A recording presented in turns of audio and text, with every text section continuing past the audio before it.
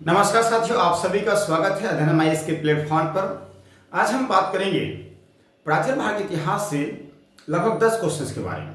ये 10 क्वेश्चंस हैं, very very important हैं। ये सारे क्वेश्चन जो हैं स्टेट पीसीएस एंड यूपीएससी में क्वेश्चंस पूछे गए क्वेश्चंस हैं, राइट। तो आइए मेरे साथ आप लोग जो है कमेंट बॉक्स में इसका आंसर भी दीजिएगा और यहाँ साथ में आंसर भी लिखा है, राइट, साथ साथ में, ताकि आपको प्रॉब्लम ना हो। तो आइए बात कर लेते हैं, सारे बच्चे मेरे साथ जुड़ जाइए। तो पहला क्वेश्चन से देखिएगा, राष्ट्रकूट वंश की स्थापना किसने की है? तो राष्ट्रकूट वंश की स्थापना किसने की है? Very very important question. देखिए आपके सामने यहाँ ऑप्शन भी दिया गया है। तो दंती दुर्ग, ठीक, पहला ऑप्शन, दूसरा कृष्ण प्रथम और तीसरा ऑप्शन है इंद्र द्वितीय और चौथा ऑप्शन है इनमें से कोई नहीं। अब आप लोग बताओ इनमें से कौन सा आंसर होगा। ठीक है, दंती दुर्ग होगा, कृष्ण प्रथम होंगे या इंद्र द्वितीय होंगे, इनमें से कोई नहीं होंगे। राष्ट्रकूट वंश की स्थापना किसने किया है? तो यहाँ पे देखिए नीचे मैंने आंसर इसका दे रखा है। देखिए इसका आंसर दिया गया है, राइट आंसर ये है। इसका आंसर क्या हो? दंती दुर्ग। इस प्रकार से हम प्रैक्टिस करते हैं, ठीक है, तो सारी बात आपको याद हो जाएगा। तो अब आपको ये याद हो गया कि दंती दुर्ग के द्वारा जो है इसकी स्थापना की गई, राष्ट्रकूट की। ठीक है, इसके द्वारा स्थापना किसकी गई? राष्ट्रकूट की गई, राष्ट्रकूट की गई। इस बात को ध्यान रखना है, समझ आ गया? राष्ट्रकूट की स्थापना, राष्ट्रकूट वंश की स्थापना किसके द्वारा की गई? दंती दुर्ग के द्वारा की गई। नेक्स्ट क्वेश्चन देखिएगा, अगला क्वेश्चन हमारे प्यारे बच्चों, यहां पे एक्सप्लेनेशन भी लिखा था, इसकी स्थापना जो 8वीं शताब्दी में की गई थी। अगला क्वेश्चन देखिए, अगला क्वेश्चन यहां दिखाई पड़ रहा है, सेन वंश की स्थापना किसने की? ये भी उसी टाइप के क्वेश्चन है, आप लोग इसका जवाब देंगे। ठीक है, तो सेन वंश की स्थापना किसके द्वारा की गई? आपको दिखाई पड़ रहा है, देखिए एक सेकेंड, चलिए वेरी गुड। चलिए इसका आंसर बताइएगा, सेन वंश की स्थापना किसने की है? तो ऑप्शन आपके सामने दिया, ठीक है, बल्लाल सेन, हेमंत सेन और विजय सेन और सूरसेन। सेन वंश, वहां राष्ट्रकूट वंश था, दंती दुर्ग, यहां सेन वंश है। जवाब दे पाएंगे? चलिए, अगर इसका जवाब आपके पास नहीं है तो है तो मेरे कमेंट बॉक्स जरूर लिखिएगा। तो इसका जो एग्जैक्ट आंसर क्या है इन चारों ऑप्शन में, इसका आंसर देखिए आप लिखा हूं। इसका आंसर है, आपको यहां दिखाई पड़ रहा है, क्या बोलेंगे? हेमंत सेन। इसका आंसर क्या है? हेमंत सेन। तो हेमंत ऑप्शन इज बी, इसका आंसर राइट है, बी ऑप्शन सही है। तो हेमंत सेन जो है इसका आंसर होगा किसके? सेन वंश। दो बातें, दो क्वेश्चन आपको याद हो गया, ठीक है, एक राष्ट्रकूट वंश, एक सेन वंश। तो कौन सा? हेमंत सेन। इसको आप अपनी कॉपी नोट करते रहिए ताकि आप रिवाइज करते रहिएगा, या वीडियो को आप लोग जो ऐसे रख दीजिएगा फ्रेम में ताकि आप इस वीडियो को बार बार देख सकें। अगला क्वेश्चन नंबर 3, क्वेश्चन नंबर 3 देखिए क्या कहता है। क्वेश्चन नंबर 3 का हमारे प्यारे बच्चों, कृष्ण प्रथम जो है, कृष्ण प्रथम, यहाँ पे इसका आंसर यहाँ पे ढक देता हूं। कृष्ण प्रथम जो है, जो राष्ट्रकूट वंश का राजा था, उसने निम्नलिखित में से क्या बनवाया था? देखिए यहां आंसर आपके सामने नजर आ रहा होगा, देखें यहाँ पे। तो कहा जाता है यहाँ पे सी ऑप्शन में इसमें कहा गया है, एक सेकेंड, सॉरी, देखिए तो यहाँ पे इस टाइप के क्वेश्चन आप देखिएगा, बहुत बार पूछा है ये इस टाइप के क्वेश्चन जो है, जो एलोरा की जो गुफा जो महाराष्ट्र में है, एलोरा की जो गुफा जो महाराष्ट्र में है, ये इसका निर्माण जो है कृष्ण प्रथम, जो कृष्ण प्रथम है, कृष्ण प्रथम, ये जो है राष्ट्रकूट वंश के राजा थे, राष्ट्रकूट वंश के राजा थे, कौन? कृष्ण प्रथम, जिन्होंने क्या बनवाया? एलोरा की गुफा बनाया। ठीक है, इस प्रकार 3 क्वेश्चन मैंने डिस्कस किया और तीनों वेरी वेरी इंपॉर्टेंट है या नहीं, आप लोग कमेंट बॉक्स में बताइएगा। तो एलोरा की गुफा किसने बनाया? कृष्ण प्रथम ने बनाया। यहां तक समझ में आ गया?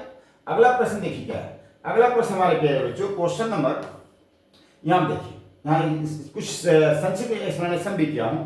एलोरा की जो शिव मंदिर है, प्रसिद्ध राष्ट्रकूट राजा कृष्ण प्रथम ने इसको बनवाए थे। क्वेश्चन नंबर 4, क्वेश्चन नंबर 4 देखिए, यहाँ पे देखिए नीचे आंसर भी दिया गया है। तो आंसर नीचे दिया गया है, क्वेश्चन कह रहा है कि वल्लभी काल किस काल को कहा जाता है? तो वल्लभी काल जो है किस काल को कहा जाता है? देखिए, गुप्त काल को, कुषाण काल को, मौर्य काल को, इनमें से कोई नहीं। तो याद रखिएगा, एक गुप्त काल को जो है वल्लभी काल के नाम से भी जानते हैं। ठीक, क्या बोलेंगे? वल्लभी काल। इनमें इसका मतलब ये है हमारे प्यारे बच्चों, यहां option A is right answer. गुप्त काल को हम लोग क्या कहेंगे? वल्लभी काल के नाम से भी जानते हैं। वल्लभी काल गुप्त काल के समय समान था। क्वेश्चन नंबर 5, क्वेश्चन नंबर 5 जो है, देखिए आप इसका आंसर मैं इसको ढक दिया, तो ढक दिया ताकि आप वो आंसर जो है पता ना चले। अगला क्वेश्चन है कि भारत के रुई या रुइयों से अधिक सफेद है। अब देखिए यह विचार किसका था, यह विचार किसका था? वेरी वेरी इंपॉर्टेंट क्वेश्चन है। भारत की रुई अन्य रुइयों से अधिक सफेद, यह विचार किसका है? अलेक्जेंडर का था, मेगास्थनीज का था, हेरोडोटस का था, इनमें से कोई नहीं। बताइए बताइए कमेंट बॉक्स में आप लोग इसका आंसर दीजिए। देखिए इसका आंसर देखिए कहां पे जो है आपको यहां मिलेगा। मेगास्थनीज इस बात की चर्चा किया है, मेगास्थनीज ने इस बात की चर्चा की है, ठीक है। सॉरी, क्या कहा कि मेगास्थनीज सेल्यूकस द्वारा नियुक्त चंद्रगुप्त मौर्य के दरबार में राजदूत बन के आए थे। यहां तक समझना। तो चंद्रगुप्त के दरबार में एक राजदूत बन के मेगास्थनीज भारत आए थे, ठीक है।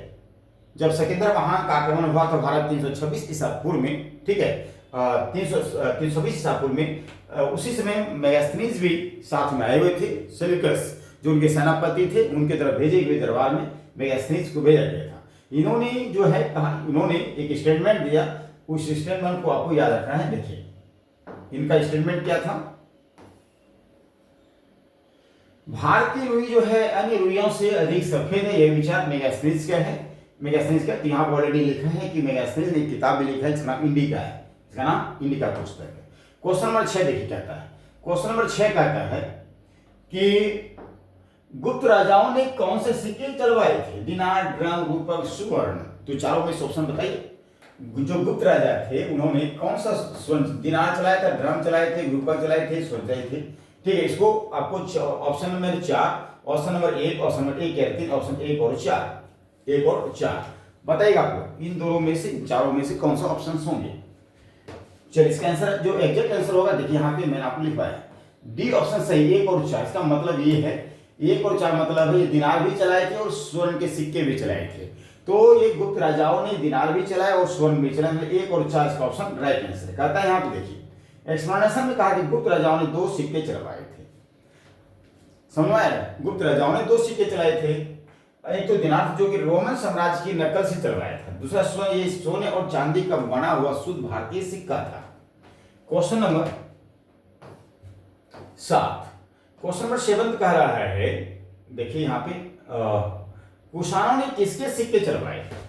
कुषाणों ने किसके सिक्के? सोने के, चांदी के, तांबे के, उपयुक्त में सभी। तो बहुत इजी प्रश्न, ये क्वेश्चन इजी है लेकिन फिर भी कई बार पूछ चुका पेपर में। कुषाणों ने सोने के सिक्के चलाए, चांदी के, तांबे के, उपयुक्त में से कौन सा? क्या इसका जवाब देंगे? बताइए आप लोग। इनका जवाब आप देखिए यहाँ पे क्या दे रहे हैं।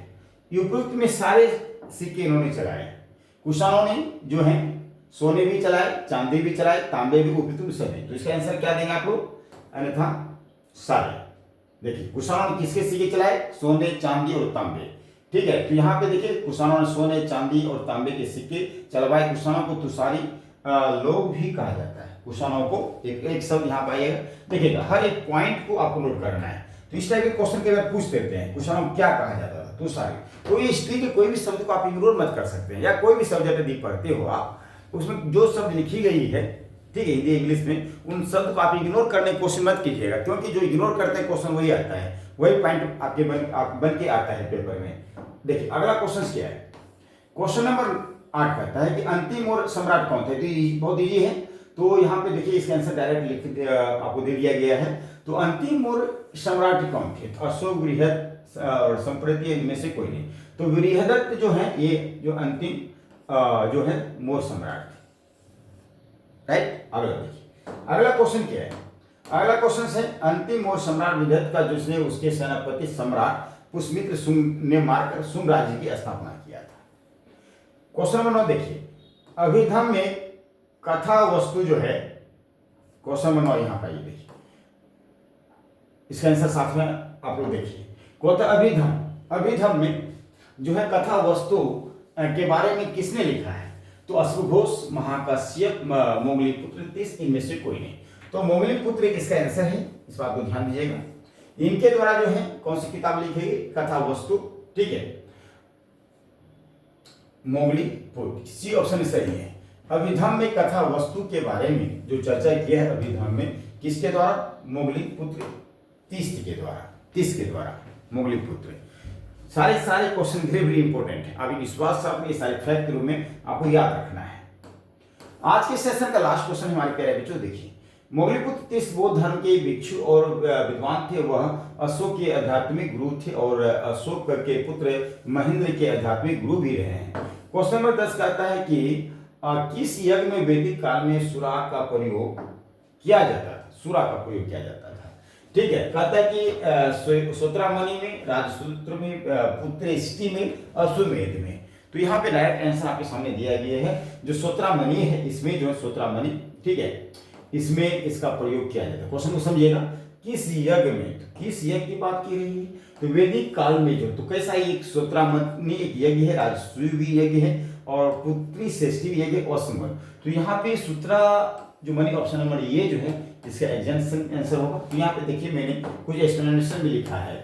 कहता है वैदिक काल में सूत्रामणि यज्ञ में सूरा का प्रयोग किया जाता है। सूरा का प्रयोग, विश्वास का, इसको जो है आपको याद कर लेना है। ठीक है, तो फिर मिलते हैं नेक्स्ट सेशन में इसी प्रकार से। अब क्या है, आपके बीच में डेली एवरीडे 10 क्वेश्चंस में लेके इतिहास का लेकर आऊंगा। ठीक है, इतिहास साथ में ज्योग्राफी भी लेकर आएंगे, पॉलिटी भी लेकर आएंगे, ठीक है ना, इकोनॉमी भी लेकर आएंगे, करंट अफेयर्स भी लेकर आएंगे। फिर मिलते हैं हमारे प्यारे बच्चों, इस तरह आप लोग मेरे साथ बने रहिएगा। ठीक है, बहुत सारे बच्चे मेरे से जुड़े हुए हैं, बिहार के बच्चे जुड़े हैं, भागलपुर से, पूर्णिया से, कटिहार से, पटना से, राइट, ठीक ना। तो आपको इसी प्रकार मिलते रहेगा, आपका प्यार मिलते रहे, बस आप फिर देखिएगा। बहुत कम समय में आपको जीएस आपको स्ट्रॉन्ग करवा देंगे, राइट ना। बाकी तो जो रीजनिंग के भी क्वेश्चन आ रहे हैं, मैथ के भी क्वेश्चन आ रहे हैं, तो वो बिल्कुल नॉर्मल आ रहे हैं, वो तो हो ही जाता है मोस्टली बच्चों से, राइट। ओके, मिलते हैं नेक्स्ट क्लास में। Thank you.